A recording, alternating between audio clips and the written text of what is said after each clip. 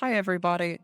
Today, I wanted to talk about something a little different. I wanted to discuss apathy, that feeling of numbness that takes over typically after large periods of stress or monotony. Although feelings of apathy can persist from birth too, from what I understand. Writing an expressive piece on the subject seems almost paradoxical to me, but in my search for meaning, I felt I needed to approach the subject in one way or another at some point in my life. So please sit down, grab some snacks, some tea and bickies maybe. Check me on your second screen and enjoy as I dive in and express to you what this blanket of numbness feels like. Also, just quickly, parts of this video will include these triggers that are visible on screen now. If any of those might cause you issues, this video probably isn't for you. Apathy is silence, or at least at first. It's that emptiness you feel after the high of achieving your goals, and that high fades away. It's the silent acclamation to a life that you don't really care about. It's the quiet knowing that nothing you do right now really matters. That consequences, however big or small, don't really leave the mark on you that they do others. It's seeing others smile, laugh, and cry, and wondering what all the fuss is about. It's comfortable. Stressing over minor things seems pointless.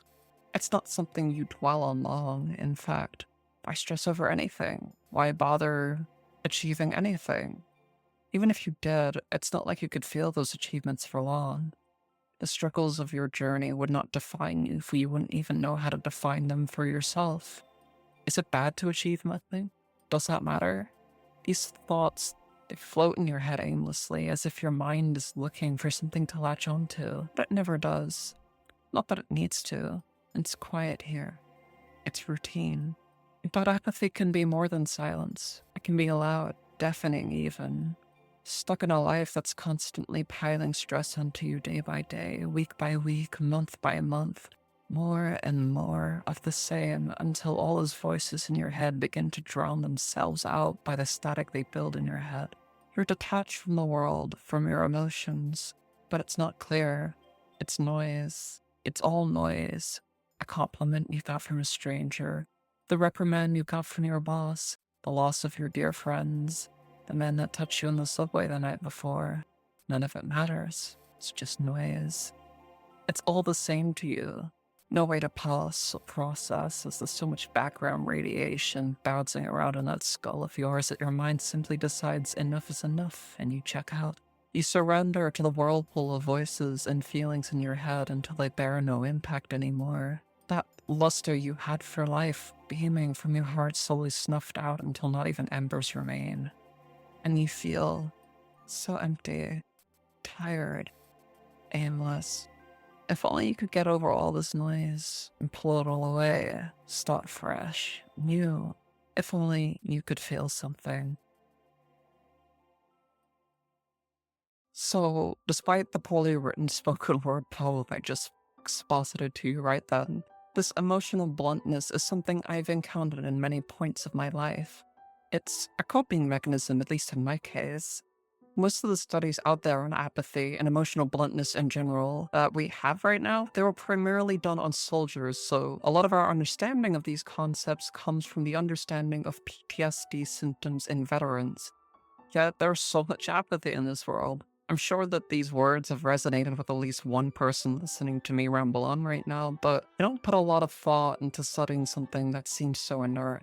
I have no idea why that is, but it bothers me that we'll spend so much time studying and talking about larger philosophical concepts like absurdism and nihilism, and anything like that without ever broaching what it feels like to simply give up in a less abstract way, what it feels like to surrender to that emptiness in your chest.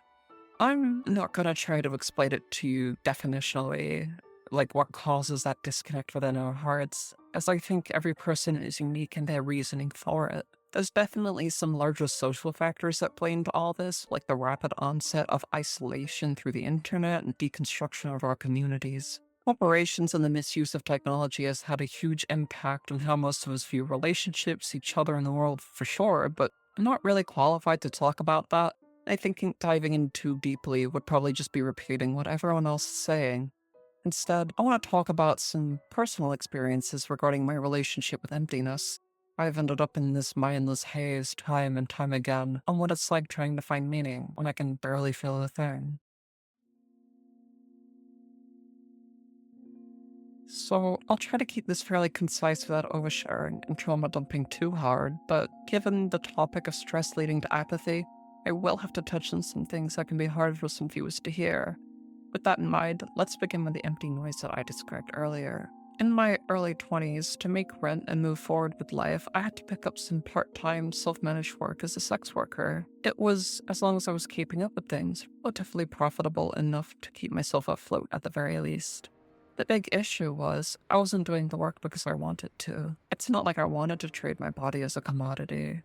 I know some adult service workers love what they do, and if it's legal where you are and it boosts your self esteem while making some, more money on the side, more power to you. But that wasn't my life. I was alone, I had physical and mental disabilities to contend with, and I was just trying to get by. My looks ended up being one of the only avenues that could really help to get me through that stage of my life. And because I was desperate, I would take on more and more risky jobs from time to time. That, another person growing their own business in better conditions or working for like a larger company wouldn't have to take. This led to some uneasy things happening to me. Like I said, I don't exactly want to dive into the nitty gritties, but some icky things happened that, I had to go through in order to make ends meet by the end of the month. And right after one particularly bad night, I managed to get what I thought was my ticket out. I got offered through a friend of a friend a position at an adult store selling adult toys.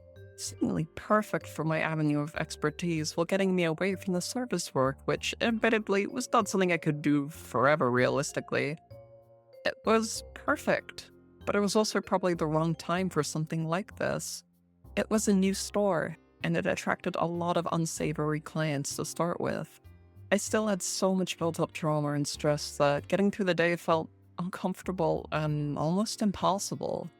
When I was a sex worker, or when I was done with a client, I could just go home and cry or feel things. But now I was suddenly 8 hours a day, 5 days a week working retail. There was no room for feelings, no room to adjust to the things that happened, no room to really process the horrible things happening on this job that I couldn't just let go. Naturally, like most people in my situation, I suppressed these feelings. I pushed them so deep that I slowly forgot that I'd even felt them in the first place. I'd wake up every day a new slate, a new nothingness. I'd walk into that new store and talk to new people, all while never really feeling anything that was of my own. My smiles were for others, never for myself. My stress seemed to be fine. I didn't feel anything, so what was the problem? I got away from the things I hated most that were causing the trauma, and I seemed to move past it all. This was meant to be the start of a new life, bouncing between jobs until I found something that resonates. But this moment, right here, is when that noise started to really set in. Nothing at home was fun anymore to me. When I'd finish a shift, I'd come home to a house I hated. Living with strangers I hated even more. It was always filthy, and no amount of effort could fix the damage they'd always caused day by day, so it was easier to pay it no mind and walk into my room, which admittedly wasn't much better. I had downsized from a broken down house to a tiny broken down room, when my early 20s took a dip for a worse, that is. So it was just overfilled with useless junk I had nowhere to put and no motivation to do sweeping changes. It's all just temporary, who cares? Nobody cares how I live anyway. That's what I'd tell myself so I could just walk in and crash into my sheets, which I cared so little to wash. Every little thing in this house was such a struggle to achieve that it was simply easier to dissociate. Between that overarching feeling at home and work, that emptiness bled into my hobbies and my interests. I stopped watching shows and anime, stopped gaming as much, and I stopped talking to people. I had already been going outside less since I was injured a few years before. Truly, I did nothing for the longest time. And at the time, I just didn't really care. Any thoughts or hopes of things getting better, slowly I had to let go of. All this is to say I wasn't just devoid of stress, I was devoid of everything. Happiness, meaning, and motivation inclusive. The intense stress I used to feel subsumed by this all-encompassing nothingness that was so loud it made me feel small. I go to work under bright fluorescent lights, smiling for awkward couples and the occasional creeps that could go and hide under the stairs and huff in a vape long enough to make me feel lightheaded. At least I get a headspin. I'd go home on a long tram and walk that took me over an hour because most public transit options were shut down by the late hours I used to finish. I'd come home as dead-faced as the moment I left, day in and day out. That noise in my head getting louder and meaning drifted further from me. Day in, day out. Static, noise, static, and noise. And then something just snapped in me. I had to break the cycle. I had to feel something again. More than I even needed direction and purpose anymore. I had to feel something real, something that was mine, something that wasn't for another. Something that wasn't this noise that had built up because I was just ignoring everything. In a dissociative state that I can barely even recall, I went and picked up a box cutter on my break and took it home with me from work. And then when I got home, I formed a lifelong habit that has made every job interview I've ever been in since an awkward mess. But as I watched the blood rush out and the endorphins hit, I felt clarity. Silence. I literally cut through the noise and it felt euphoric. Like I finally found the mute button for the ceaseless noise.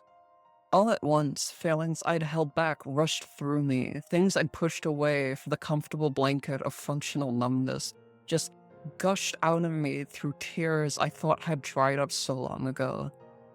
I felt, and the apathy for a moment was gone. And even though I hurt inside way more than the outside that triggered those feelings to begin with, I felt it was an escape, one that even though it led to a lot of negative habits in my life moving forward, to this day I feel like it was necessary, that something had to give in order for me to feel and to heal. For anyone out there, I'd recommend therapy for this. Just so you know, this is not actually the way to go, just disclosing. For me, this is what pushed me to have to focus on myself again. Arguably, it was harder beginning to feel things again and readjust to all that I had pushed away. In fact, I found myself wishing I could just put the lid back on sometimes. In my savings I had built up, I was able to quit that job and focus on other things, and for the first time, I had the space and situation to really open up and dissect the mess inside me. What followed the noise was a rush of feelings and emotions, and after, there was clarity. There was wondering, what do I do now? How do I heal? If I heal now, isn't it too late for me? So many thoughts and doubts buzzing in my head. The quiet after the storm wasn't so silent after all, but at least I could think finally. It didn't solve all my problems, but it's not like ignoring them made them go away. Not in a way that mattered. In the end, my life took a bunch of turns and I find myself at the precipice of apathy again. But it's a different kind of quiet, a gentler kind, a silent and perhaps more sinister kind.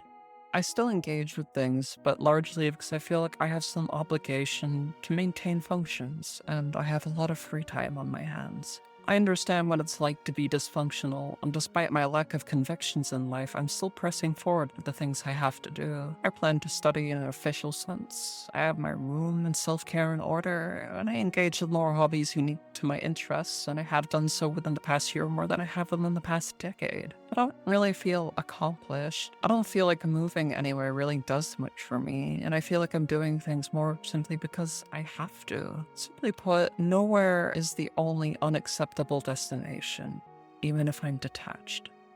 Flat feelings fill my heart where direction and meaning once were, and people around me struggle as those deep connections begin to feel very surface level. I feel almost cruel being unable to connect and feel as deeply as I did, but my condition isn't out of a place of malice. Those closest to me understand that for the most part, and hasn't made things easy.